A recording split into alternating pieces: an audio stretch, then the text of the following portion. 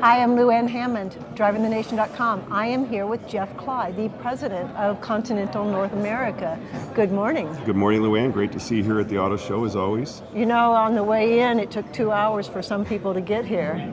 Someday we'll improve that. With automated driving and snow tires as well, or winter tires. That'll help as well. I hear that you've got all of that available to customers. We're available for business and quite frankly, automated driving, I think, and the infrastructure behind automated driving and the car-to-car and the infrastructure communication will really reduce a lot of the congestion that you saw. Obviously, winter tires helps as well. And you sold like 150 million tires. I can't even say that number. It's a lot of tires. It's a lot of tires. That's but obviously we're one of tires. the larger suppliers around the world, and it's a big part of our business. It's one that doesn't always get all the publicity, but it's a big part of our business, and there's a lot of new technology going into tires as well. So that's what I really like about Continental, is that it actually has tires, and then it works from the tires up into the car, into automated driving. I just heard today from one of your guys that by 2025, 2030, peak combustion engine. Yeah, I think what we see is by that point, the cost of the technology to do more electrification and electric mobility will come down to a point that you can really install it on the majority of the vehicles. 48 volt is one of the big enablers, and right.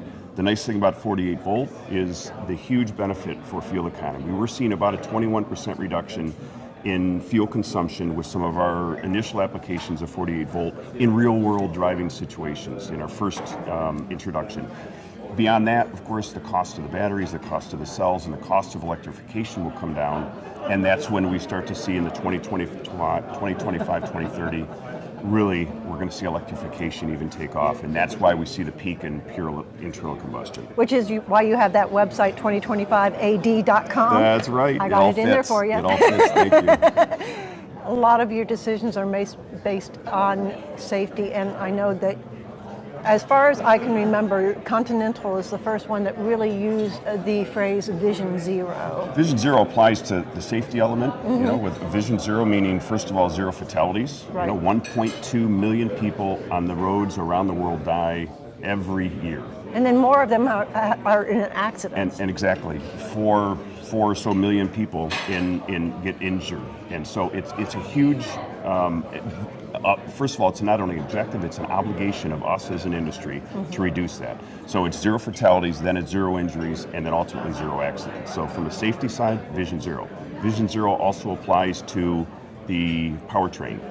Zero emissions. That's where we think it needs to go. That's where we think it will go when the cost of those technologies allow it to be applied to all the vehicles. And of course, it requires a connection to the cloud and the ability to communicate with the driver, communicate with other cars, and that's where the interior group comes in. Because that's where you really see autonomous driving. The pivotal point in autonomous driving is there will be so many fewer accidents. That's correct. And less congestion, less accidents. Less emissions going down because you have less gasoline spilling over the ground.